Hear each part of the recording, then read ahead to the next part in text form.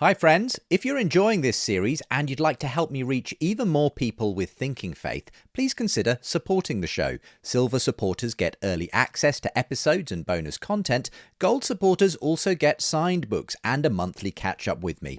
The links to support are with the show notes or visit justinbrierley.com. Enjoy today's episode.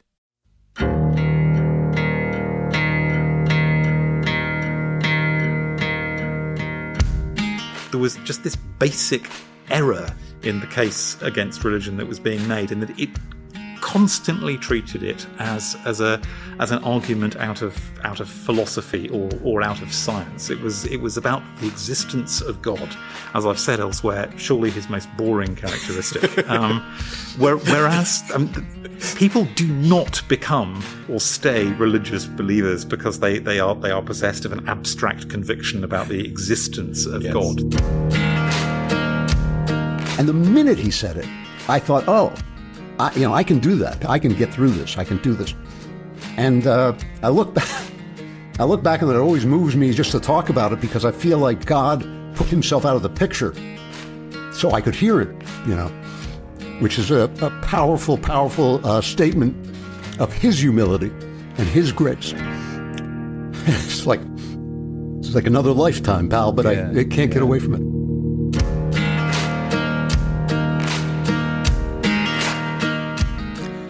Welcome to the Surprising Rebirth of Belief in God podcast with me, Justin Brierley. Today, a bonus edition of the show before we begin our next act of the documentary series looking at the rebirth of the Bible. Today, however, we'll be hearing about the conversions of two influential modern writers, Francis Spufford, a prize-winning British author of fiction and non-fiction, and Andrew Klavan, a former Hollywood screenwriter and best-selling crime novelist. Both have surprising stories of finding Christian faith as adults. Before we get going, I just want to remind you, The Surprising Rebirth of Belief in God is also a book, now on its second printing. You can order the book and even get signed copies via my website, justinbrierley.com, where you can also subscribe to my newsletter and get chapter 1 for free. If you can support my work there, then as well as helping to make this podcast possible, you'll also receive early access to new episodes plus bonus content. Gold level supporters will also get signed copies of my books and the chance for a monthly catch-up with me if you want it. Your support makes a huge difference to me producing more of these thinking faith resources, and you can support via Patreon, tax-deductible giving from the USA, or a one-off gift via PayPal. Again, the links for the book, the newsletter, and to support are at justinbrierley.com, or just click the links with today's show. I believe we are seeing the first signs of a rebirth of belief in God in our day, and we'll return next time to our documentary format, tracing that story. But the two long-form conversations you'll hear today are, for me, great examples of that rebirth happening in the lives of two talented writers. Francis Spufford is a celebrated author, and his award-winning titles include non-fiction works such as The Child That Books Built, as well as fiction such as Golden Hill, set in 18th century New York and winner of the Costa Book Award for a first novel, and his most recent book, Light Perpetual, long-listed for the 2021 Booker Prize. Francis is also a professor at Goldsmiths College, where he teaches creative writing. In 2012, Francis wrote Unapologetic, Why, Despite Everything, Christianity Can Still Make Surprising Emotional Sense, a book responding to the anti-religion of New Atheism, and which charted some of his own journey away from faith and back again. This interview was first recorded for the Re-Enchanting podcast, presented by myself and Belle Tyndall. We joined the conversation as I asked Francis why, after abandoning the Anglican Church of his upbringing and spending over 20 years as an atheist, he eventually found himself being drawn back to faith. I needed to tell the personal story, because faith only makes sense in lives, and unless you describe where it's happening, it's abstract, and faith is never abstract. It's always seated in the lives of people. But I also didn't. I wanted to out myself as a sinner, because I am one, and in fact, so is everyone else, which is relieving for the amour propre. but without leaving a kind of sticky trail of embarrassment behind me. Yeah. So what I said in the book is what I'll say now, which is that I made one of the classic male mistakes in my marriage, and discovered that the resources I thought I had for dealing with serious emotional failure didn't do the job, and discovered instead, to my surprise, that there was a mercy I didn't have to provide myself, waiting for me if I went looking for it. And of course, one of the places I went looking for it was in church, because that's the way I'd been formed culturally. And my generation, church going was a lot more normal than it became later. And I wonder what happens now in the lives of people who don't necessarily think that I am in trouble. Where shall I look? And it just doesn't occur to them. But it occurred to me, and a kind of assurance of things being mendable came with it, and then step by step, historic Christianity made sense as well. And what I say in Unapologetic is that I absolutely recognise that there is an accidental element here. There is the accident of my background. There's the accident of time and place, and the fact that I come from a culture saturated in Christianity, even though it doesn't necessarily know it. So when I went looking for the divine, the Christian forms were just waiting for me, available. There is an element of accident in that, and yet my experience was that I was at each step cautiously testing it for emotional solidity and truth. I was kind of rapping my knuckles suspiciously on each piece of Christianity as it was as it appeared. Sounds a bit more ungrateful than I actually was, but I don't want to do the famous C.S. Lewis most reluctant convert in all England. Oh, come on, Clive Staples, you undoubtedly weren't the most reluctant convert in all England. That's It's the a good human line, impulse. though, isn't it? It is a very good line, but that's the human impulse for drama, and I know how those work. I'm a writer, but I'm trying not to be too writerish about this. Yes. So. No, I wasn't reluctant. I was relieved and grateful, but I was suspicious and to some extent embarrassed, given that I'm British and male and of a certain generation, and religion is one of those subjects that comes thickly wrapped in tissue paper layers of embarrassment. So I grew up in a family that all went to church, and I really relate. So you start the book Unapologetic by talking about your daughter, and you said, my daughter's 6 and she's about to find out that we're embarrassing because we go to church. And I relate to that so much. I could probably pinpoint the day that I realised my family's a bit embarrassing because we go to church. So I've said this to you already, but it's the book I wish I had written, Unapologetic. But it's also the book I'm very glad I didn't, because you did it perfectly. It needs doing again over and over. And what Unapologetic was trying to do is this kind of culturally necessary but never finished task of going. Here's some personal stuff. Yeah. Here's some permanent stuff that comes out of history and theology.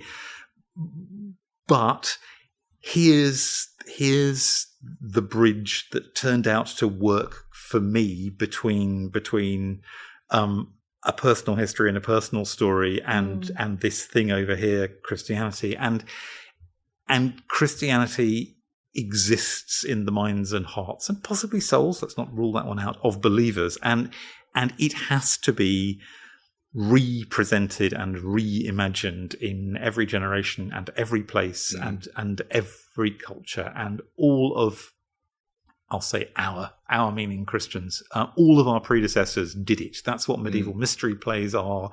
That's what a lot of those oil paintings are. That's in order for the kind of for Christianity's stuff about eternity to fit together jigsaw piece wise with now, whenever now is, people have to do some connecting up. So Unapologetic was an attempt to connect up Christianity for that kind of moment full of rather shouting new atheists around 2010, 2012. Yes. Well, it came very much in the wake of that publishing boom of, you know, God is Not Great, Chris Hitchens, The God Delusion, Richard Dawkins, to roll my eyes. Sam Harris and all this. Sorry to give you palpitations. But in a sense, you know, there had already been responses, you know, the Alistair McGraths and the theologians and the apologists, you know, saying, well, look, here's a rational case. But your book was quite different to that, wasn't it? What were you trying to do? Mine was ruder. It was sweary. That was the main difference. Let's be honest. Absolutely sweary. But also, all of those people were responsible in different ways for more than their own take. They were speaking from inside the church. Yes. They were attempting to answer argument with argument. Mm-hmm. They were hampered in the first place, I thought, by needing to be these responsible voices. I know the opposite of that is an irresponsible voice. Maybe Which is was possibly a good description of Unapologetic. But Christianity has to be wild as well as tame, otherwise it's not kind of comprehensive. It's not real otherwise. Exactly. Is it? But I mean, so I thought there was a kind of tone of voice problem with a lot of the existing replies, in that they weren't free to move fast enough on their feet. And if Christopher Hitchens was doing eloquent scorn, there ought to be some eloquent scorn and eloquent jokes coming back, I thought. So there was that, but there was also my strong feeling that the book was fitting and, you know, filling an unfilled need, because there was just this basic error in the case against religion that was being made, in that it constantly treated it as an argument out of philosophy or out of science. It was about the existence of God, as I've said elsewhere, surely his most boring characteristic. Whereas people do not become or stay religious believers because they are possessed of an abstract conviction about the existence of God. They are Christians or Jews or Muslims because they have a strong need for the love of God and the mercy of God, and because they feel that they're getting it. It's an emotional thing. It's not really an argument about cosmology. And though the arguments from cosmology or from evolutionary biology going, actually, Mr. Dawkins, that doesn't follow. Sorry, Professor Dawkins, that doesn't follow, were good and necessary. I didn't think that they actually dealt with the fundamental problem, which is that he was having the wrong argument. He kept pulling religion away and trying to treat it as kind of some sort of dodgy inferior grade science. Yes. And it isn't. It's something else. And I'm getting worked up, and it's been a decade. It's been over 10 years since you did it. I could calm down now. And in fact, what I was trying to say at the beginning of this was that somebody else needs to do it again. Somebody else who's not me, because the cultural moment has moved on. This is your moment, Belle. The new atheists have calmed down. Yes, off you go. Everything you're offering is proving yourself wrong. It's still in you, I can tell. The fire still burns. I'd like to challenge your never repeating yourself clause, if I may. Well, just before we get into the rest of today's show, someone we've heard from quite a bit on the podcast is author and speaker Glenn Scrivener. Hello, Glenn. Hey, Justin. Always great to be here. Well, for a while now, you've been happily pointing people to your online course 321. Where did that come from? It's a passion of mine to help people get to grips with Christian faith, and to do it in a way that's attractive and imaginative and deep and that assumes no prior knowledge. So 321 is my way of showing life according to Jesus. We want it to be like a mere Christianity for a digital age. Okay, so that sounds like it's maybe more for those who are not Christians? Well, yeah, many people have done it who are not Christians, and they've found faith for the first time. We're thrilled about that. But like with Mere Christianity by C.S. Lewis, Christians love that book too. And the first audience we have in mind for 321 is actually a Christian who wants to be refreshed in their faith and to have something to pass on to their Christian curious friends and family. Okay, so Christian or not, this basically gets people to the heart of the faith. Right, and nearly 10,000 people have joined the online platform. It's free. You watch these video-led sessions and you think through the stunning animations, you engage with the chat community, you get a ton of extra content thrown in, and now you have on your phone a Mere Christianity that you can share with others. So the phrase we're using is, you can share this without shame, without cost, and without delay. Well, we've been really enjoying promoting 321, and listeners to this podcast can get into it instantly by going to 321course.com/JB. That's 321course.com/JB. Thanks, Glenn. Oh, thank you, Justin. Keep up the good work. You end the book, I talked about the beginning, I may as well talk about the end. You write that Christianity makes hopeful sense, it makes realistic sense, and it makes, and this is my favourite, battered about but still trying sense. Yeah. And so we're 10, 11-ish years on from that. And if we think about the type of Christianity that's being portrayed, it's still that battered about but still trying sense that is catching people's eye. So I'm thinking about, I don't know if you've read it, but Nick Cave and Sean O'Hagan's book. Have you read that? I haven't read it, but I keep being told I must read it, and I will. I read a piece about his the interview with Rowan Williams. Yes. I think I thought it was fascinating. Well, Hope, Faith and Carnage. Hope, Faith and Carnage. Yeah. I recommend it to anyone that's listening, and it's because what I would say is that it's an ode to a battered about but still trying. Kind of Christianity. No, that will be appearing on my bedside table. Oh yeah, please! And it's caught so much attention. Yeah. And also there's a film out at the moment, an amazing film called Women Talking. And again, if it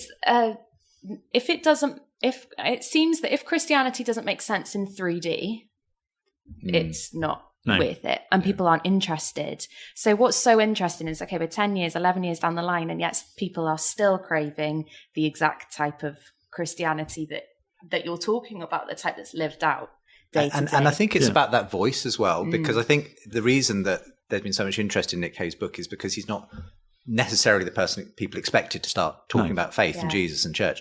And so it's when someone with that voice, and he can be sweary as well. So, but there's a sense in which it just makes it less tame and sort of, churchy, and it's just somehow makes it kind of suddenly. I think people realize, normal people believe this stuff. Also, and the whole range of normal people behave it too. Believe it too. From rock stars right round the kind of human compass. I think the important thing is escaping from the constrained tones of voice, the ones that suggest that religion only belongs in some quiet little corner of the human zoo, and that it will disappear in a kind of puff of bad feeling if we raise our voices. And you don't have to be sweary to talk about religion. I sometimes regret that I settled on the sweary way of disrupting the expected tone of voice in Unapologetic. I'm glad you quite liked it. I quite liked it at the time, but the result is that's only one way of speaking naturally, and it's quite a blokey way of it too. And every now and again I meet someone who's disappointed that I'm not in fact quite the speaker in Unapologetic. You're that Larry chap. I'm not. I'm quite polite, and I certainly don't swear in churches. But it was a good enough solution at the time. But there are lots of other ones too. Yeah. What's important is a natural voice that comes out of experience and is not afraid of the hard bits, which is all of the bits of human experience that can't be wrapped tidily up. And what I hear about the Nick Cave book is that he found faith in exactly one of those kind of dark pits where there were no easy answers, which is one of faith's abodes for those who find themselves looking for it there. Yeah. that it can hold carnage. That the faith and hope can hold and sit alongside carnage. Yes. Yeah, absolutely. And can be found inside carnage. Inside carnage, absolutely. You are sort of going back to your writing a little bit in that you're not, I hope this is fair to say, a Christian writer, but you're a writer who happens to be a Christian. And how does that nuance, how do you feel that nuance plays out in your work? And is that an important nuance to keep, or actually doesn't really matter? It probably does matter. And to be kind of crude and commercial about it, it's a help to me to be a mainstream writer who is known to have this weird connection. Occasionally writes odd books about Christianity. Yeah. Also, this is one of the unfair things about trying to reply to the New Atheist. I could be heard because I already had a mainstream platform. Yes. And Nick Cave could be heard because he's Nick Cave. Yeah, exactly. Yeah. Sure. But one should use these advantages when one has got them. It's a neat formula, and I've used it myself. The writer who happens to be a Christian rather than a Christian writer, but I think the line is actually really blurrier than that, because you write out of everything you understand about the world, and faith is kind of basic by now to the way I understand the world, and it comes up even when I'm not meaning to put it in. So it's not incidental. Happens to be a Christian sounds as if it's a kind of optional add-on for me, and it's not. On the other hand, it doesn't ever limit my choice of subject matter or my sense of having a free hand in how to make a book. And it's probably significant that I tend not to write stories about well-behaved Christians trying hard in Christian communities. So I'm not describing the life of faith, except incidentally. What I tend to be describing is the more chaotic behaviour of those whose lives, without them necessarily knowing it, kind of echoes the kind of the deep Christian themes. I've sometimes thought of myself as being like a person with a sheet of paper who's holding a magnet underneath it, and you pour the iron filings on top of the piece of paper, and they go into a shape. Yes. It's the Christian gospel under there that's being the magnet. And I find that the stories I want to tell without thinking it through fall into a kind of redemption shape. Because of the magnet I've got underneath the piece of paper. I mean, when I read Golden Hill, it was just a great read, and it's a wonderful way in which you kind of tell the story. But obviously, I noticed kind of as a Christian, the bits where obviously the hero is kind of goes to the church and has those moments of kind of grace in this kind of very up and down story of his life, and it's not it's not as though the church is presented as some perfect sanctuary. There's judgmentalism, but there's still something about the way that you describe the experience of just being able to be somewhere where suddenly he feels like he can give his problems and his the awfulness of his situation over to something else, even for a moment. And I just really enjoyed the way that you weave that in. And obviously that's not necessarily something who is writing will necessarily include in their story, because they don't have your experience of that being the way that you've experienced church, and therefore you can tell that for someone else. And it's a matter of kind of artistic integrity, that the story should work even if you are a non-believer reading it and you don't get those dimensions of it. But yes, and I wanted to treat the availability of a church in 18th century New York as a natural part of the landscape, which it was. Absolutely. And I wanted the kind of the chaotic adventures of my hero, Mr. Smith, in New York to mean that he bounced into church in a state of guilt quite as often as he bounced catastrophically into people's beds in a state of excitement. Exactly. Yeah. I loved it. Yeah. Okay. This is one of the natural fits for me between writing novels and Christianity, is that Christianity is an anti-perfectionist religion. At least the non-heretical versions of it are. You can you can let's not go there anyway. Well, but there are other versions mainstream around, Christianity yes. expects human beings to screw up, to be polite about it, and they HTPFU, as you thank put you. it. What a good phrase! I must remember that. So for me, it is a warrant for a kind of as universal a sympathy and curiosity as you can manage about all of the different ways that human lives work out. It is not for us to judge or to limit our sympathy when, as believers, we don't think God limits his sympathy. Who are we, as Pope Francis said, who are we to judge? That doesn't mean that you have no moral framework. It doesn't mean you don't think that some actions are, blimey, terrible. But on the other hand, your human sympathy does not stop at some arbitrary brink. And this goes well with novels, as far as I'm concerned. I mean, coming back to the Narnia novels that you were sort of captivated by as a child, that's obviously a kind of, one of those examples of being able to be lost in an imaginary world and sort of, and so on. And I've always been intrigued by the fact, in the sense that Lewis kind of started writing children's fiction and that sort of fantasy literature sort of quite late in his writing life. And he started really after his conversion, with the sort of more objective case for Christianity type stuff, Mere Christianity, The Problem of Pain and so on. And I've heard it said that perhaps he almost realized that there's a limit to what that can do. And actually, it's really the imagination is where the game's at when it comes to inspiring people to think about things beyond what's in front of you. Is that something you sort of can see as well?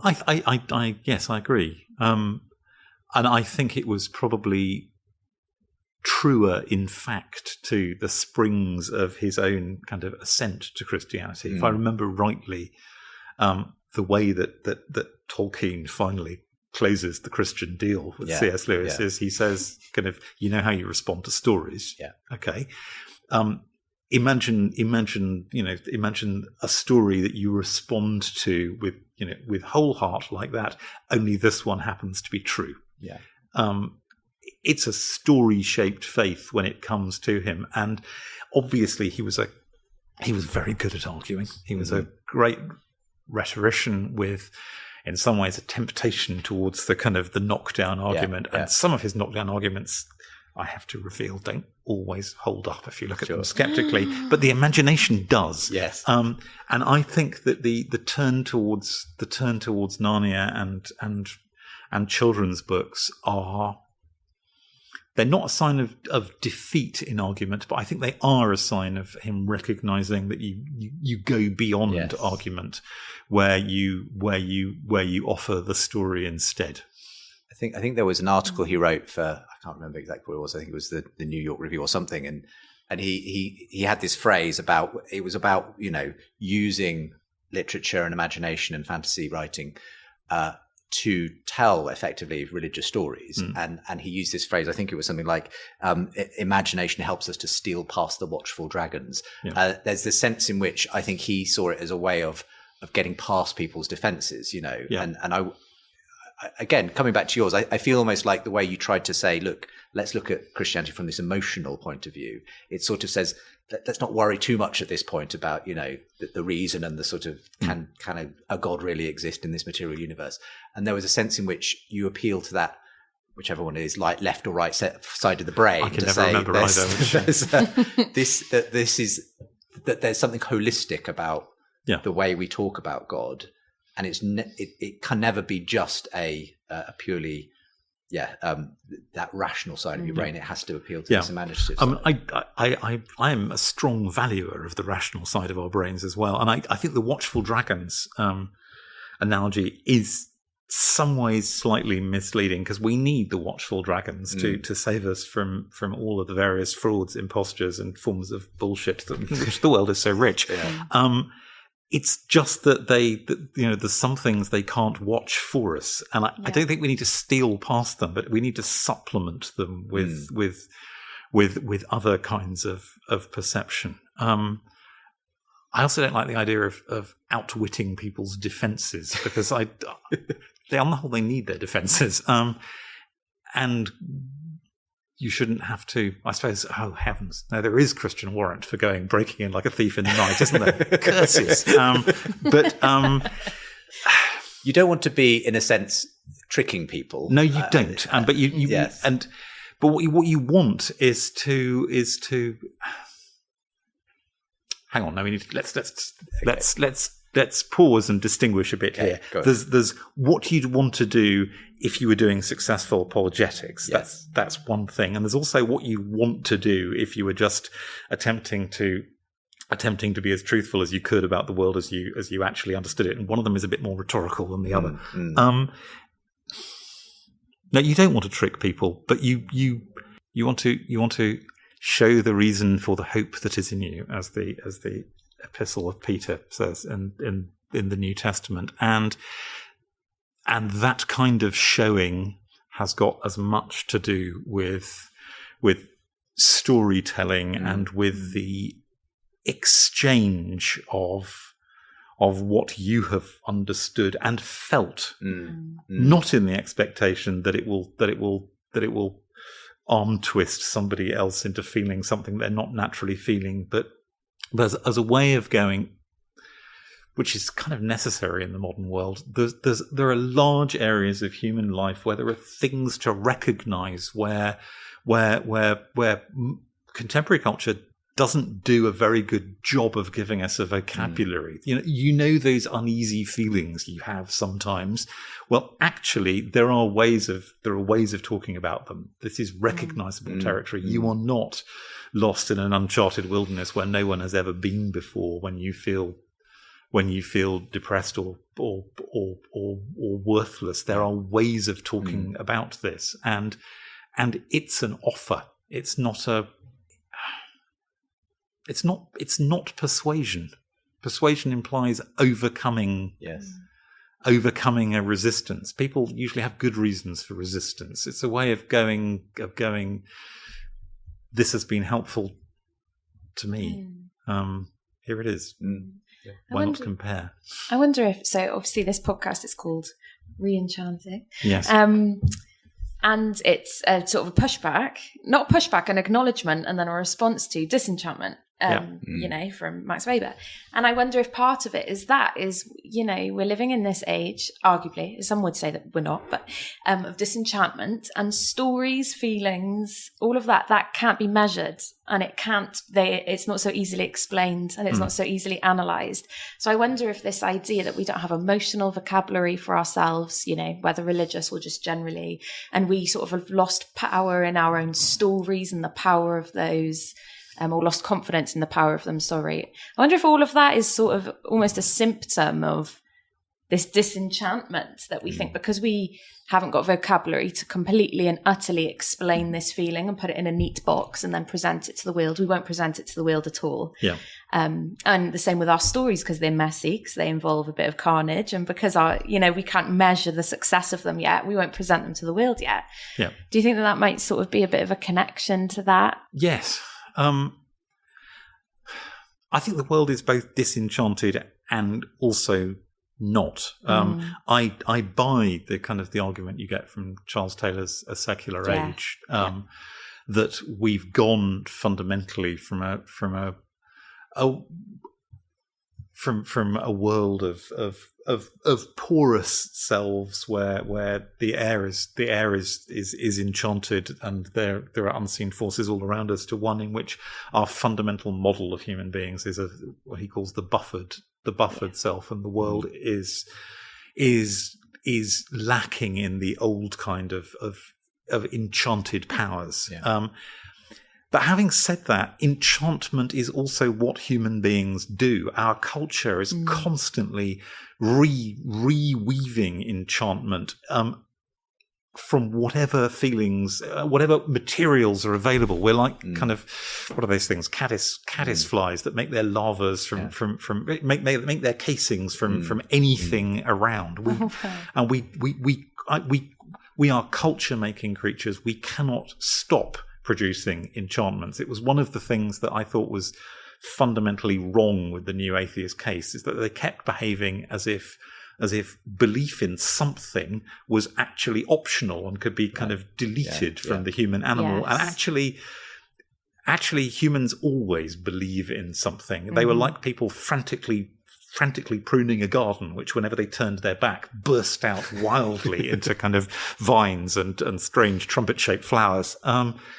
So as I said in Unapologetic, I think the choice is really a choice of enchantments, but the enchantments that grow in a world which has been disenchanted in the kind of Charles Taylor or Max Weber sense are often different from the past ones. They're more ad hoc and impromptu and made people think themselves personally. The materials to hand are kind of amazingly commercial and have been sort of pushed upon you. So a lot of what people feel is most individual about themselves often turns out to be straight off TikTok, as far as I can see.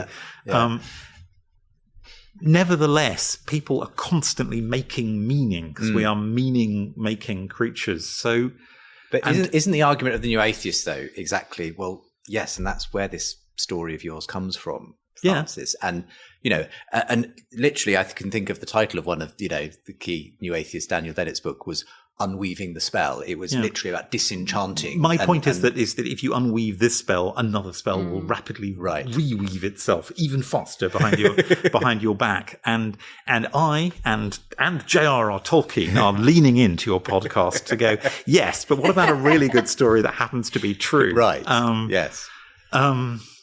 We can't prove it's true, obviously. But indeed, and you don't attempt to do that in Apologetic. No. You really are just about saying, you're almost making people want it to be true, appealing to their kind of that would be the beginning. But also you'd want it to be, you'd need to know that you were wanting it to be true, not out of a desire to evade hard truths. You wouldn't want it to be true because you wanted the world to be wrapped in pink cotton wool, or that you wanted a happy ever after story which was inconsistent with the dignity of scientific adulthood, which is the way I think some New Atheists take it. They think it's wish fulfillment, whereas actually Christianity seems more rueful and bruised than that to me. Not wish fulfillment, but in some ways a difficult recognition that we're not the masters of our own intentions, and we don't get to choose what we are exactly.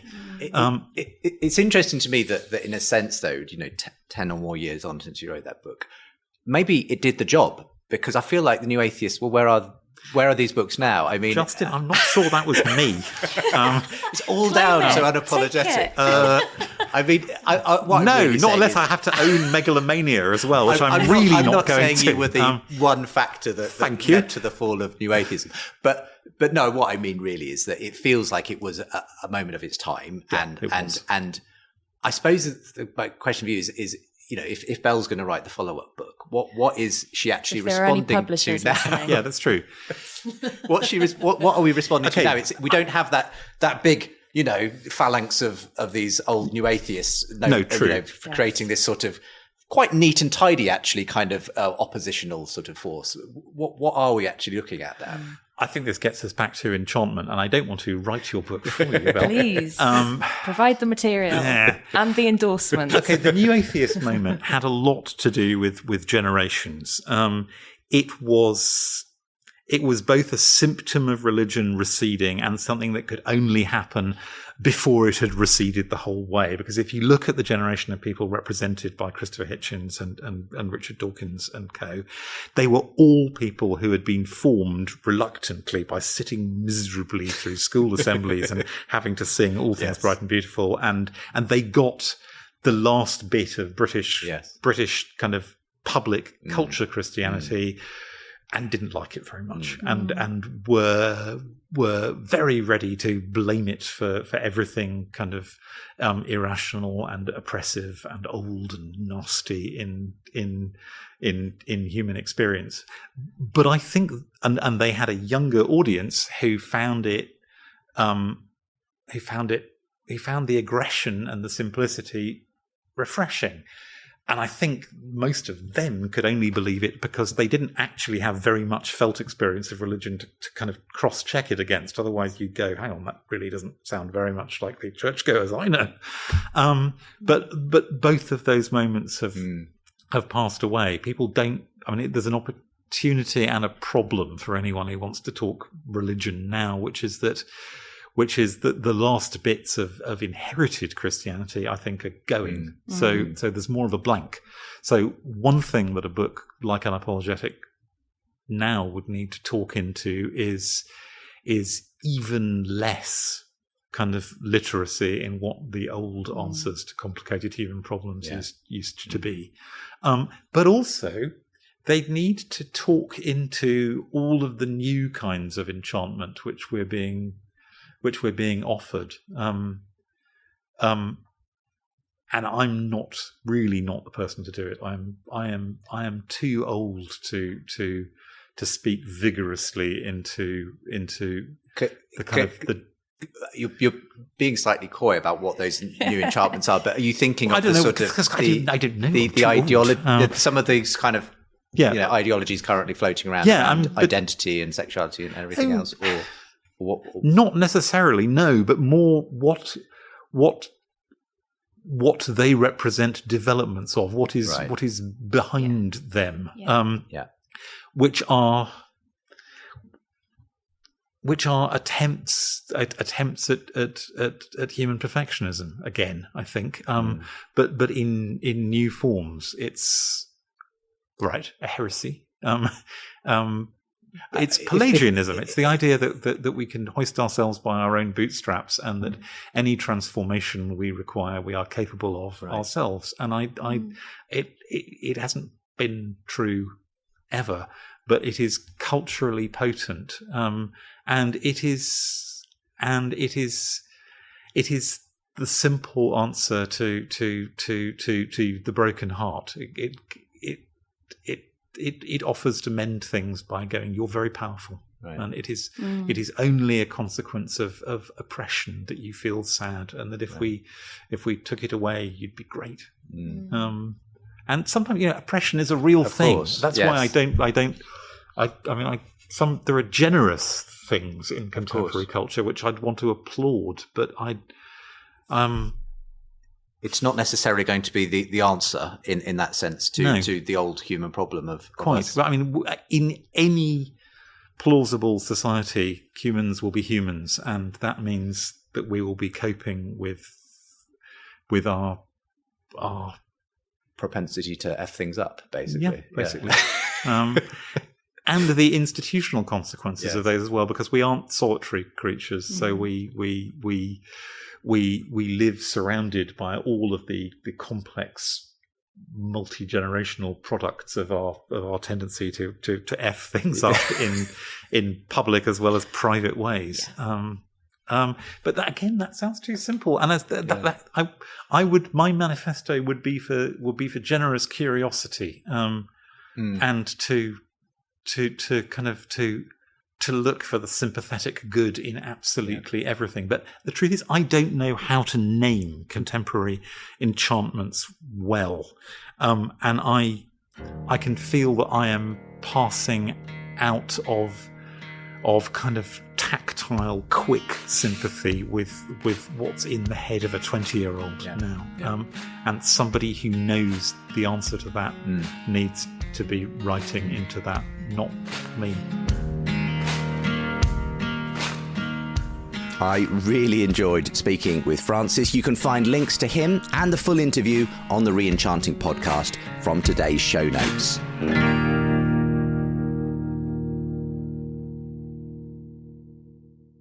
Thanks to Gareth, who wrote in to say, whether you're a person of faith, agnostic, atheist, or none of the above, this series is both genuinely thought-provoking and inspiring. I could not recommend it highly enough.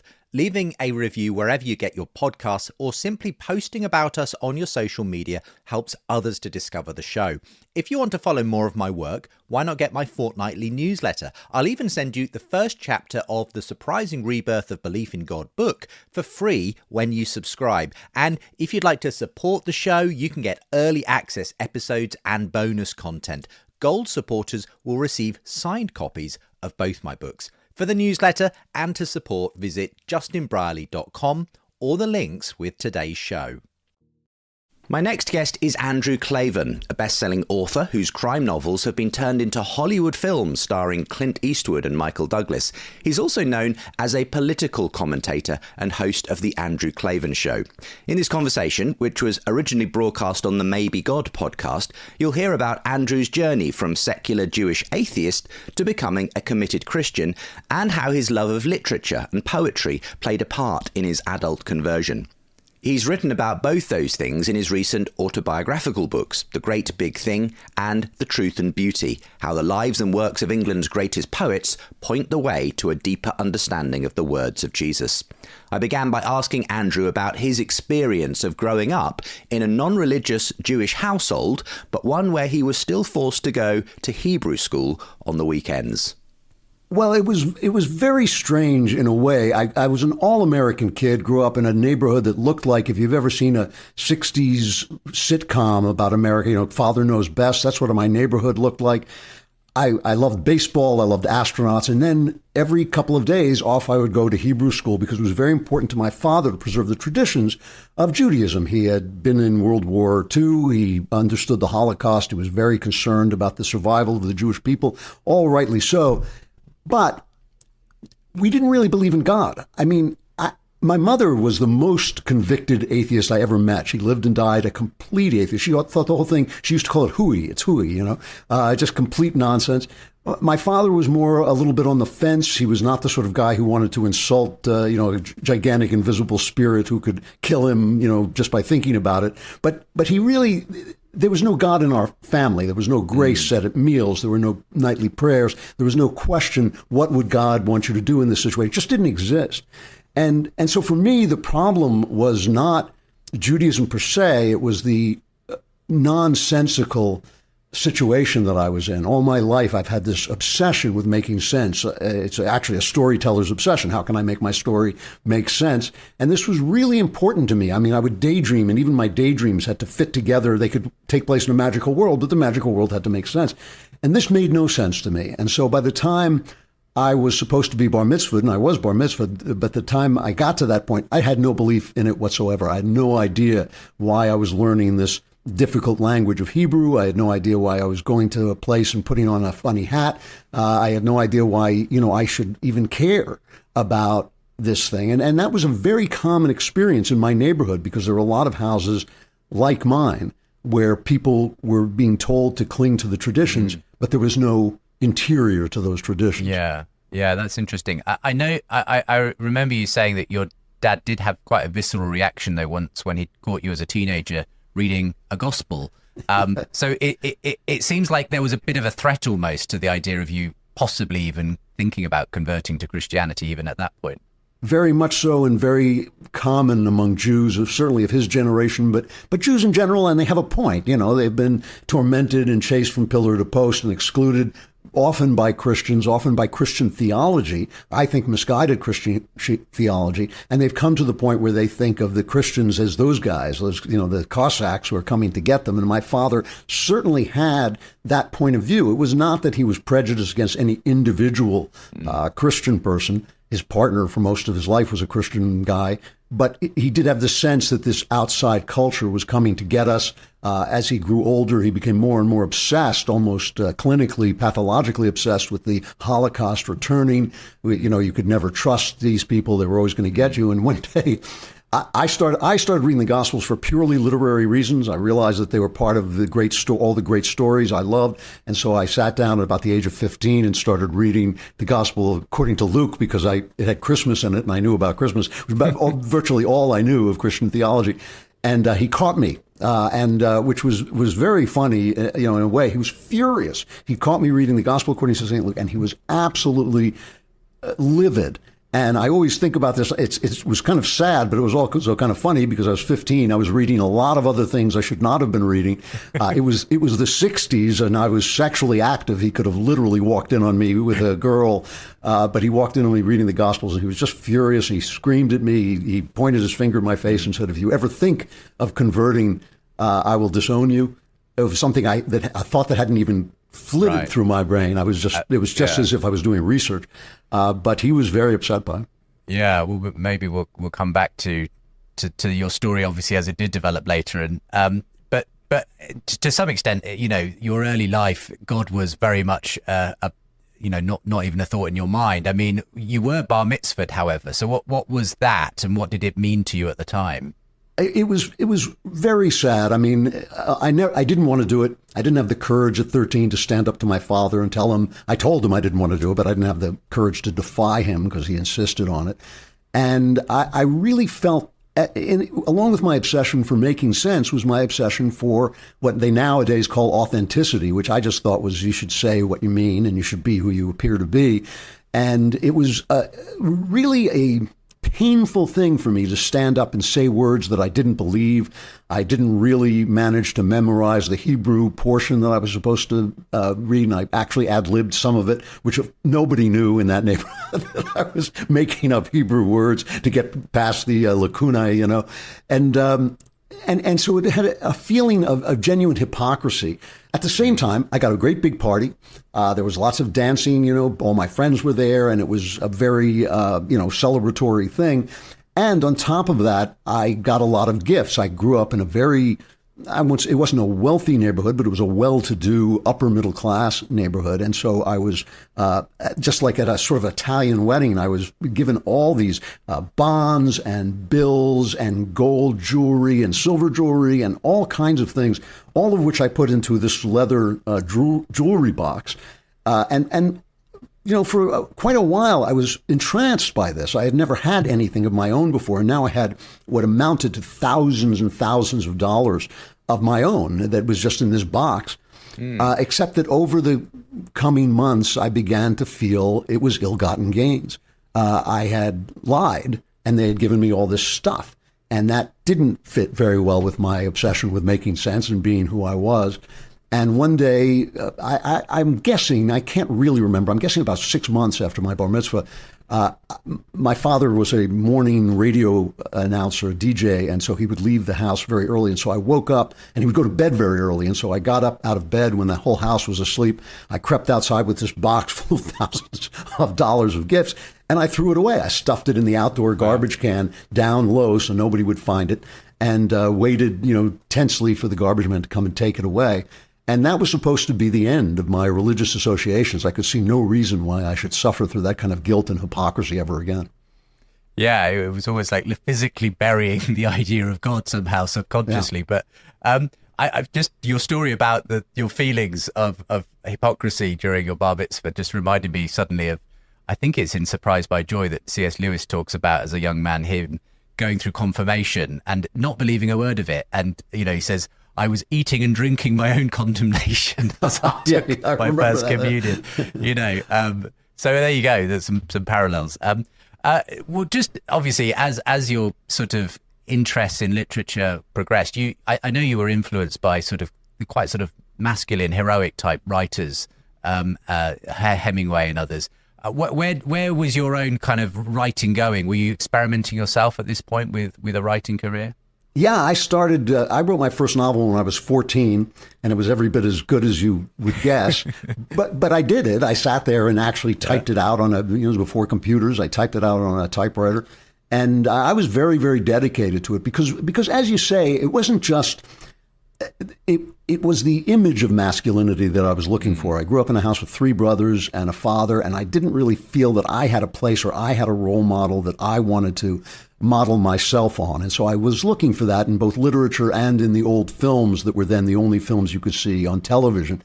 And I found it in these tough guy characters. There was something about them that spoke to me, not just their, the fact that they could fight with their fists and they were tough and all this, but also a kind of honesty, a kind of level-headed, cold eye that they cast on life and death that really did appeal to something in my personality. And I think that I was looking for that, and I found it not just at first in Hemingway, certainly in guys like Humphrey Bogart on the screen, but really it was Raymond Chandler and his private detective Philip Marlowe. Marlowe was a guy who brought the old world of knighthood into a corrupt modern world. And that was kind of the thesis that Chandler was working on. And he had a wonderful essay on I think it was called The Simple Art of Murder, about what he wanted to do. And he said, down these mean streets, this is where we get this expression, mean streets. He said, down these mean streets, a man must go who is not himself mean, who is neither tarnished nor afraid. And I remember reading that sentence and thinking, that's what I want to be like. I want to be that guy who brings this knighthood, which I was also fascinated by the Arthurian myths, who brings that into the world that I can see is not that world. And it wasn't a bad model. It was not a bad model for life. It was a good thing to try, at least, even in all your failures, to have in front of you, an image to have in front of you. Yeah. I mean, as you developed in that sort of pursued a writing career and so on, and sort of busied yourself reading all these great works of literature and so on, you were also struggling, I know, with what we would call today mental health issues. I think you recognized it, though, at the time as essentially a depression, though perhaps not recognized or treated in the same way we might do today. What were you going through in those years, in your teens and 20s and so on? Well, I'm really glad I went through it then. Before now, they would have drugged me, and I'm really happy that didn't happen. But I went through. It was bad. I mean, I started drinking pretty heavily in my teens. I was very alienated from my colleagues, my fellow students. Very hostile toward my teachers. Sometimes when I look back on it, I'm just ashamed of ways in which I may have physically intimidated female teachers, though I have to say in my defense, I had no idea I was doing that at the time. But I was a big hulking guy, and I would just be furious.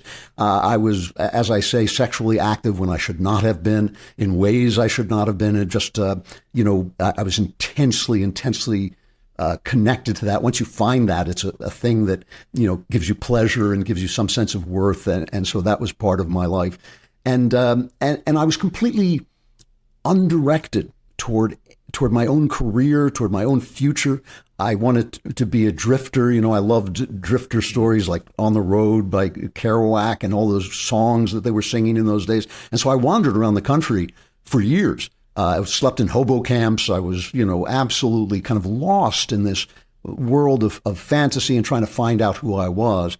And when I did finally go to university, I really plummeted into an almost I almost couldn't speak. I was sleeping 15, 16, 17 hours a day. I had no idea what was happening to me. And one of the reasons I'm really happy that I wasn't drugged or didn't go to get any help from anybody is I was forced to finally say, I've got to get out of this. And I got out of it by doing certain things that I don't usually do, like joining clubs and in participating in social events and in organizations at the university. And that actually brought me out of it to the point where I became at least functional again. Yeah. I mean, you did find a woman that you fell head over heels in love with. You obviously had a child as well in your 20s. But this was going on alongside these kind of periods of depression and so on. Yeah, it was cyclical. They would come around, I used to call them the bolo, but like a weapon that wraps itself around your throat, because sometimes it would be better and sometimes it would be worse. My wife, I've been married to her now. I picked her up hitchhiking, and I've now been married to her for 43 years. We've been together for 45 years. A gift from God. I mean, my wife was true as steel. She was the person I turned to when I realized I was absolutely cracking up. I said, I have to get help. Something's terribly wrong with me. When it finally just spiraled into the pit. And if I can congratulate myself on anything, it is the fact that I was absolutely tormented by rage. And because she was the person closest to me, I was often enraged at her. And yet not once that I can remember did I ever explode at her. What I would say to her is, I am experiencing rage, sometimes I would say, just get away from me because I can't control myself. But I never took it out on her. I always let her know that something was happening in me that had nothing to do with her. And I'm really glad looking back that I understood that. I never abused her. I never, emotionally or physically. But I felt it all the time. And so it could be something really stupid, like she would leave a towel lying on the floor and I would be, red-eyed with rage. I was absolutely out of control. And finally, I just cracked. I just cracked up. I went nuts. When I was in my late 20s, I don't know how else to say it. I went insane. Wow. But you did come out of it again. Tell us the story, because you're one of the people for whom you say therapy worked. It really made a difference. Well, that is a really interesting thing, and a really interesting kind of station on my journey to Christ and just to theism in general, because I got to the point I was having kind of weird mystic hallucinations. I was absolutely suicidal. I was ready to go. I mean, I've dealt with suicidal people, and I showed all the symptoms of being quite serious about it. And I said to my wife, I got to get help. And she found me a psychiatrist. And again, by the grace of God, he just happened to be the right guy. He was a very smart guy. He was about 15 years older than I was, came also from a Jewish background, totally secular guy.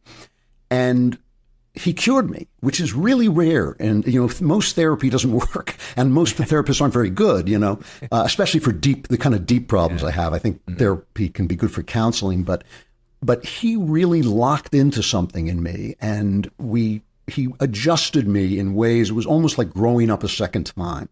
And he helped me navigate this difficult relationship I had with my father by sort of replacing him as my older brother / father figure that I could relate to. And the reason I say it was such an interesting thing, because I went in there suicidal and came out. I was in therapy for 5 years, but after 2 years, I was I was a completely different human being. I mean, I was just completely changed. I was happy. I was, I was able to use my skills. I was able to live in the world and operate in the world. But the thing that came back to me later was that everything we had said that was philosophical or Freudian or psychological wasn't true. And so I was left with the question, if he cured me, and he did, and yet the things that we were talking about, the kind of Freudian ideas we were talking about, weren't true, what cured me? And it very quickly became clear to me, and now I see this in therapy all the time, that it was the love between us. We had a very special father-son, big brother, little brother relationship, and it was not the normal relationship. My wife's a therapist, and it was not a normal thing. We had something we connected in a certain way.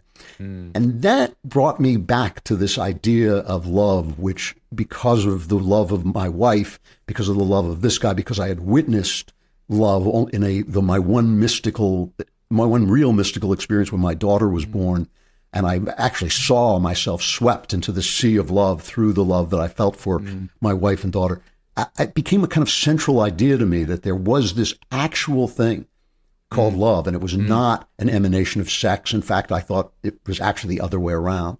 And so that was a very important kind of station in my movement toward the cross. So there were these various moments and relationships that sort of you can retrospectively look back on and see the way in which they informed your journey towards Christ.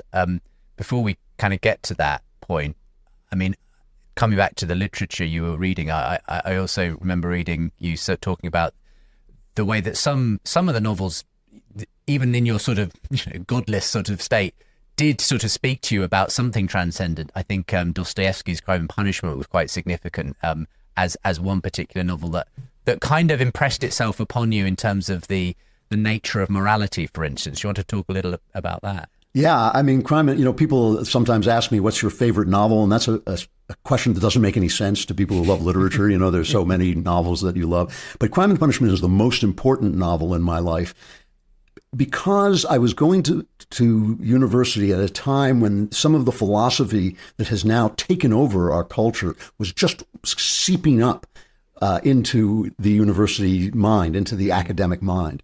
And so moral relativism was very big. The idea that words had no meaning, had no real connection to meaning. That Hamlet line that there's nothing either good or bad, but thinking makes it so, which I now joke that, Hamlet was pretending to be crazy when he said that, where my university professors were pretending to be sane. And I sat down to read Crime and Punishment. I don't remember why exactly. I was about 19 years old. And it's a story of a murderer who has these kind of similar kind of theories, and he commits murder and then realizes that, oh no, he's trapped in this moral web that actually exists. And in the murder scene, which is one of the great, as a crime writer, is one of the great crime scenes in all of literature, possibly the greatest crime scene in all of literature, he axe murders both an old woman and her sister, who is mentally retarded. He's mentally defective. Mm. And the scene is so horrifying to see a man who's not essentially evil do this thing where he drives the axe into this head of a woman who doesn't even understand what's going on. The idea that there was no such thing as actual evil became impossible to believe, because there was nothing about that scene that couldn't have been real. I mean, it was a fictional scene, but it could have been nonfictional. Certainly worse things have happened. How could you look at that and say, well, some people might say it's evil, some people might say it's good. It all depends on your culture, No, I thought, no, I'm sorry, that's an evil act. And if everybody on earth thought that was a good act, except for the woman being axe murdered, it would still be an evil act. And that's an important fact. I mean, if everybody in the universe thought it was a good act, it would still be an evil act. And so that acted as a prophylactic against the relativism and the postmodernism and the where is reality and there is no reality philosophy that was then rising up and really engulfing me. So that while for years I argued with that philosophy, and for years I wrote novels that were kind of keyed around the problems that I think are legitimately raised by that philosophy, I never believed it. I could never believe it. And once I've always said I've only ever taken one leap of faith in my life. When Jewish people convert, they tend to convert over logic. Everyone I've met, they've never had the kind of hallelujah experience. It's always been, it's not making sense to me. But the one leap of faith I ever took in my life was to say that some things are bad and some things are good, no matter who believes what. That's my one leap of faith. I can't prove that. That's an axiom. That's a self-evident truth. That to axe murder a mentally defective woman or anybody, it is an evil act. That's my one leap of faith. And from there, you can't get away from God. It took me, 30 years to figure it out, but you're really stuck at that point. Yeah, I guess I would almost call it an intuition, and some things are almost obvious to us, but we can't give them a rational justification. We just have to say, well, if you can't see it, you can't see it. But I mean, did you at any point sort of connect this with the idea that, well, if I believe there is this moral reality, there must be some kind of moral lawgiver? Or was that sort of still some way down the line, that kind of Lewis type kind of putting the pieces together? No, it was worse than that. I did make the connection. I could follow the logic. I mean, the logic was just too clear. But I was in so much mental pain that I thought to believe in God would be a crutch.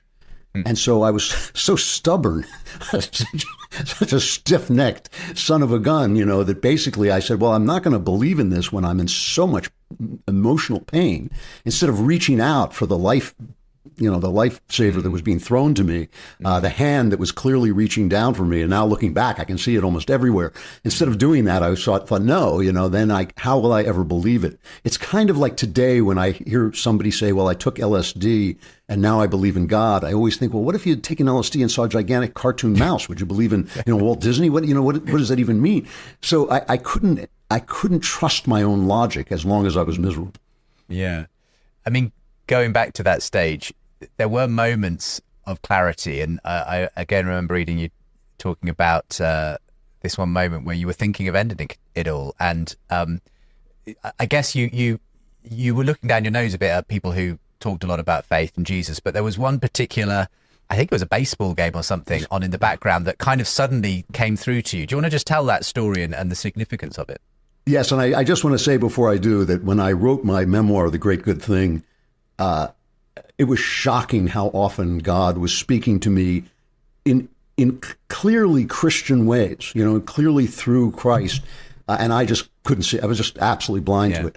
And one of my favorite ball players at that time was a baseball player named Gary Carter, who was a catcher on the New York Mets. And the New York Mets were having a moment. They would eventually go on to win the World Series, the championship game. And Carter was just one of those characters who goes out and gives everything to every baseball game. Always came away with a dirty uniform, always, throwing himself at the game. And he was a Christian. And after every game, they would talk to him, and he was always doing the Jesus thing, thank Jesus. And it was like dropping a caterpillar down the back of my shirt every time he did it, because I just thought, please don't talk about that. And I was sitting one night at what I think was the lowest emotional point of my life. And I was literally with my daughter in the nursery and my wife in the other room. I was literally thinking of climbing up on the roof and killing myself. And I was thinking that they'd both be better off without me. I mean, I wish you could go back and slap that kid, but still, I was that's what I was thinking. I was thinking, I don't know how to live. How do I live? And while I was doing this in the darkness, I was sitting in the dark, smoking, drinking, and there was a radio on playing a baseball game in the background. And Carter won the game. He was a catcher, and his knees were gone. Catchers have to squat through the whole game, and his knees were just destroyed. And he hit a ground ball and beat the throw to first base. He ran so fast, he beat the throw to first base, and a run scored, and he was basically responsible for winning the game. And afterwards, the interviewer came up to him and said, how did you manage to run so fast when your knees are so bad? Because he was famously slow. And I'm sitting there, and it kind of entered my mind while I was thinking, how do you live? How do you live? And normally he would have said something like, well, Jesus this or Jesus, he was just that kind of guy. And I wouldn't have listened to a word he said. I would have gone right past me. But instead he just said, well, sometimes you have to play in pain. And that was all he said. And the minute he said it, I thought, I can do that. I'm a hard character. I can play and I can get through this. I can do this. And I look back and it always moves me just to talk about it because I feel like God put himself out of the picture so I could hear it, which is a powerful, powerful statement of his humility and his grace. It's like another lifetime, pal, but I can't get away from it. So it was just like, it was a mighty moment for me because it changed everything. I never thought of suicide again, never, ever. And I was weeks away. From so many revelations that would change my life for the better. Trying to figure out how to write the kind of things I could write and give meaning to it. Like 2 weeks later, I read this wonderful British novel, The Woman in White. And I thought, that's how that's done. It was like bang, like that. I had a revelation in therapy that put me on a totally different track. It was all, I thought I was in the pit of hell. I was at the end of the tunnel. It was just like around the corner. And it comes back to me. It still breaks my heart that I was that close and that God was that great. Yeah, but you played through the pain and you, and obviously this was by no means the end of the story, but it's just great to hear the way that you can look back on those things and just obviously still brings back the emotion of that moment and what it meant, seeing God's grace, retrospectively in that moment. Before we come to your conversion, I feel like we're really winding up to it here. But your writing career was taking off. At some point you started to really get into your flow, and you became very successful writing crime and mystery thrillers and so on. To the point where Hollywood came knocking. Tell us about that. What was that all like? It was hilarious. I have to say, because we lived from paycheck to paycheck. I had day jobs and I was working, there was a time when I was in the news business, I would go and write radio news at 3:00 in the morning because that's the important time. So I would work from 3 to 10. I'd come back, play with my kid, take a nap, and then start writing because I wanted so badly to be a writer. So I was constantly saying, well, we've got enough money to get through this week. We've got enough money to get through this month. Sometimes we were ahead of the game, sometimes 2 months. And I'm starting to publish these novels mostly under pseudonyms, and I'm just kind of learning how to do it. And I'm sitting on the edge of the bed with a pad and pencil trying to figure out how much money we've gotten, how long before I have to start really worrying about it and working double shifts and all this stuff. The phone rings behind me and I reach back and I pick it up, and it's a guy I've never heard of before who's a Hollywood agent, but he works for my literary agent. So he's actually working for me without my knowing it. And he has sold one of my books to Hollywood for a sum that to me was like a shower of gold. I mean, it was just like, even today it's a lot of money, but it wasn't, now to me, it looked like I'd never have to work again. To me, it was like, I'm retiring, and I remember the first time I put one of those checks into the bank, I could not believe what I was looking at. But it suddenly meant we were no longer dealing in months or weeks. We were dealing in, I can live for the next year, 2 years. And that means so much to a writer because it means that you don't have to be distracted by this, the need to make a buck. And they started, I was from there, I was hired to write a script, which became a Michael Caine movie, which, by the way, a shock to the system. It's a good movie. It actually turned out really well. It didn't do that well in the box office, but it turned out well. And that script kind of made me the flavor of the month. So for a while, I was making good Hollywood movie money, and my books were all getting optioned one after another. And so it really changed my life. And it never, I never loved writing for the movies, but I would do it from time to time, and it was lucrative and can take 2 years to write a novel. It can take 6 weeks to write a script, and the pay is spectacular. And so, I would do it from time to time. It was just always a really, really useful thing. And I used to have, I doubt we can find it now, but my wife took a picture of me once. That it's hard to convey what a shocking change it was to go from, we're having spaghetti again, to this, we're sending a limousine to pick you up, to fly you first class to Hollywood for a meeting. And I remember taking this picture of me out the window as I got into this limousine, kind of waved to her, bye-bye, I'm off to Hollywood. And it was pretty shocking. Yeah, I can imagine. So as you were experiencing, your career taking off and suddenly you didn't have to live from week to week when it came to paying the bills and that kind of thing. And you were in this much better place personally. It sounded like you were kind of, a happier person and so on. Tell us about sort of the gradual journey then, because you've given us lots of little milestones along the way where retrospectively you can see the hand of God and some of the reminders that he was there in the journey. But when did the God thing really start to come into focus for you? Well, as we started to get independent and I didn't have to be in New York anymore, which I never really liked, we moved to England. We moved to London. And I loved London. I mean, I got off the plane and I turned to my wife. We went for a year and stayed for 7 years. And I got off the plane. I turned to my wife. I said, I'm never leaving. I love this place already, And I really did. The British hate themselves so much. I always say they only hate themselves a little less than everybody else. But I would say to them, I love this country. And they would say, why? Like, you don't know what you've got here, So now I was a working writer. I had 2 wonderful children, and things were going great, and we were living okay, well, and I was happy, and I started to think, well, I had this idea that there had to be a God if there was a moral order, and I didn't believe it because I was miserable. Now I'm happy. Do I still believe this? Do I still believe that this is true? And slowly, in struggle, and not with any kind of passion or emotion, I started to think, it does really hold together. I cannot make this work any other way. And then one night, I was lying in bed and I was reading my favorite novelist at that time, was Patrick O'Brian. I don't know if you've ever read him. He wrote he writes a lot of those, sailing sort of adventure stories. Great adventure stories. But he's also a brilliant writer. He's really one of the best writers of his time.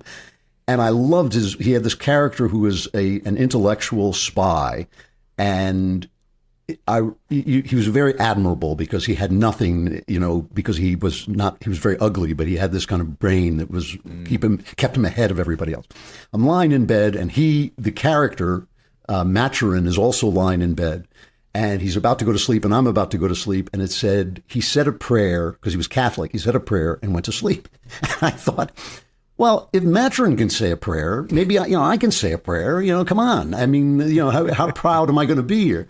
And I said this 3-word prayer, which was thank you, God, because I had come through my own little hell, and here I was, and there were my 2 beautiful children sleeping in the next room, and my wife, who I've adored since the day I met her, sleeping next to me. And I thought, it's a wonderful life. I could at least say thank you.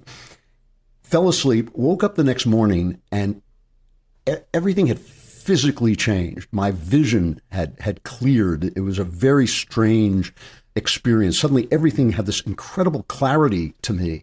And all my life, since I was a little boy, I had thought about seeing things, the difficulty of actually seeing what's in front of you. And suddenly I did. And I called it, I remember calling it the joy of my joy, because up until that moment, I had been happy, but I hadn't really experienced the happiness. I mean, I knew if you had asked me, if you had said, how are things going? I would have said things are going great. But I wasn't living in it. Suddenly I was. Yeah. Suddenly I just felt it. And I realized that the only thing that had changed was I had said this prayer. And so I thought, well, I'm going to keep doing that. That worked out well. I'm going to continue doing that. You know? And so I would start to pray every day. Like I would walk to work and I would sort of say a prayer. And the prayer went from 3 words to 5 minutes long until finally, it was a half-hour walk to work and I was praying the entire way. And that went on for 5 years and it had no theology behind it. I had, at that point, had read the Bible many times because of its literary value. So I knew, I was educated in it, but I didn't have any theology behind it. And in fact, some of my prayer adventures were kind of hilarious because I didn't know any prayers. I didn't have any, rituals or anything like that. So I was making them up as I went along, and I was wondering, well, how far can you take this? Could you ask for a new car and you just get home and there's a new car? I don't know, And so I was just kind of working it out with God. But it did become very clear to me that I wasn't talking to myself. There's an old line in a Peter O'Toole movie where he says he realized he was Jesus when he found that every time he was praying, he was talking to himself. I had the opposite experience. Right. I realized information was coming in that I had no other way of getting. And after 5 years or so, we had then moved back to America, and we moved to Hollywood because I had started actually writing for the movies. I wanted to try it. I was getting into my 40s. It's a young man's game. I just thought I'd try it out. And I would continue praying, and one day, and at this point, I'm a screenwriter, so I've got like the beautiful BMW, and I'm driving around Santa Barbara in the hills, but I'm still praying behind the wheel of my BMW. And I said to God, my life in the 5 years that I've been praying has gone to a new level of understanding and depth and joy. And that's all you. You did that. The insights that I got from you, that was not me. I don't know how to thank you for that because you're God and I'm, as you see, I'm like a schmo. So I didn't know what I should do. And the answer came to me, and it wasn't spoken aloud. It was not hearing voices. It was as close to that as you can come. You should get baptized. And I remember driving in my BMW convertible, and I said, and I was praying silently, but I suddenly blurted out, "You got to be kidding me!" And because it was a mess. What a mess that would be to be baptized. I was working in Hollywood. I was already too conservative for them. The idea that I was then become a Christian, what would that be like? My father and I, after many years, had kind of made a separate peace. We were never close, but at least we were friendly with one another. I thought oh my God, if he's and I'm not going to keep it secret. So it's, I was doing interviews and things, so it was going to be in the papers. And so that's going to blow up in my face. All my friends I lived on the East and West Coast most of my life, and in London, most of the people I knew were secular. So I thought this is a bad deal. This is like not. I've got to go check my work. So I really spent the next 5 months doing arguing with God. It's like it was such a clear message that I had to listen to it. But I went back and reread the Gospels, and for the first time in my life, I read them as if they were true. All that time I'd been reading them as literature. And so I found meaning in them. I wrote about them. I talked about why they were so central to Western literature. But this time I thought, what if you just read them like, this is a report from the ground. These guys saw this thing and now they're writing about it. And then suddenly I thought, oh, now it makes complete sense. Now I understand entirely what was happening. And so by the end of 5 months, and I was also concerned because I had lived such an assimilationist life. I didn't want to turn my back on Jews, I love Jews and I love, my fellow Jews. And I didn't want anybody to think that I was running away from bigotry or anything like that. So it was all very, fraught. And no, I found like it all made sense. Every step, as you said, there were all these steps along the way. Every step had been a step and had made sense. And here I was. And it was really the only thing I could do to remain authentic. you didn't have many Christian influences around you. You were obviously going on this journey almost solo. What was there anyone that you did find was able to sort of help you as you started to navigate this path? Yeah, I had a friend who was a priest, an Episcopal priest. And the funny thing about it is I've sometimes thought that I believed more than he did. I don't know if you know Episcopalians. It's just tangentially a Christian religion. He did know theology, and we did talk theology. And so I got in touch with him, and I just said, look, this is what's happening. And he said, yeah, I always sort of figured that would happen to you. You always seem to be on that path. And so he was the guy I talked to about it. Mm-hmm. My wife, as always, was just as, she could have just said, this is nuts. But instead she said, well, if that's where you are, at that point she did not believe in God. Though soon after she came to for entirely her own reasons. But she didn't at that point. She just said, look, you've always been an honest thinker, do your thing. And the thing with my father, which I thought was going to be the most fraught thing but not in the way that I expected. He came, we were out in California, and he and my mother came out to visit us. They were in New York, and he walked in the door, and I was sort of thinking this may be the moment when I have to break this to him. And he walked in the door and said, I've got to go home. I'm seeing double. And at first this was comical to me because whenever he had this neurotic habit, whenever he traveled, some emergency would call him home. Almost every time. And it was always nonsense. It was always, I have to go back for this. And it never was true. It was always cutting trips short. So I laughed, but in fact, he was deathly ill. And it was his, it was his death sentence. And he started to deteriorate. And I would go back. My priest friend was in New York. And so I would go back to see my father and visit with him as he was failing. And then I would go from his house and go over and see the priest to sort of prepare for baptism. And I never told my father because I thought, why would I? It would break his heart. Mm-hmm. And it wasn't going to change his life any. He was not going to suddenly say, oh, hallelujah, I see the light. Mm-hmm. And so when he died, you can't make this stuff up. I mean, if I wrote, if I did make it up, you wouldn't believe it. He died in the Holy Week that was both that year, Holy Week and Passover, in the middle of the week. And then I went home to California on Easter and just remember sort of being suffused with light. At the same time I was grieving. I was very sad to have lost my father, but I also had this light around me because I felt that I had found the truth of a true father, an eternal father. And it was, again, you couldn't make it up. You just couldn't make it up. What an extraordinary story Andrew Klavan has. That particular interview was first recorded for the Maybe God podcast, and you can find links to Andrew and the full conversation with the show notes from today's episode. I hope you've enjoyed these fuller dialogues with two fascinating examples of authors and novelists who are being drawn to Christ in the surprising rebirth of belief in God. Perhaps you know a story I should be featuring on this podcast. Feel free to get in touch via my newsletter if so. I'll be continuing to bring these kinds of long-form conversations about surprising conversions in between the acts of our documentary series in coming weeks. This podcast series is also a book. You can read the first chapter for free when you join my newsletter at justinbrierley.com, where you can also order the book or get a signed copy. Today's episode was a production of Think Faith in partnership with Genexus and with support from the Jerusalem Trust. Also, a special shout out to some new supporters of this podcast who are making a huge difference: Eric, Bill, Patty, Joshi, Paul, Ken, and more. I'm passionate about bringing the Christian and non-Christian world into conversation, and your support makes a huge difference. You can give through Patreon, PayPal, or tax-deductible giving from the USA. Silver supporters get early access to new episodes of the podcast plus bonus content. Gold level supporters will also get signed copies of my books and a monthly catch-up with me if you want it. The links are with today's show. Coming up next time.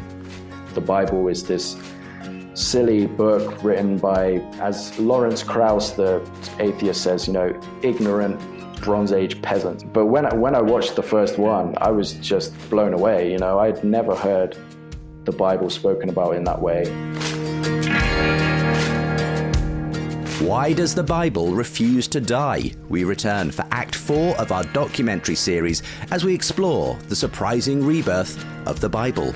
As ever, please do subscribe to this podcast, rate and review us, and share it on social media. It really helps others to discover it. Plus, you can get the next episode you just heard a clip from right now when you support at justinbrierley.com. Again, the link is with today's show. Thanks, and see you next time.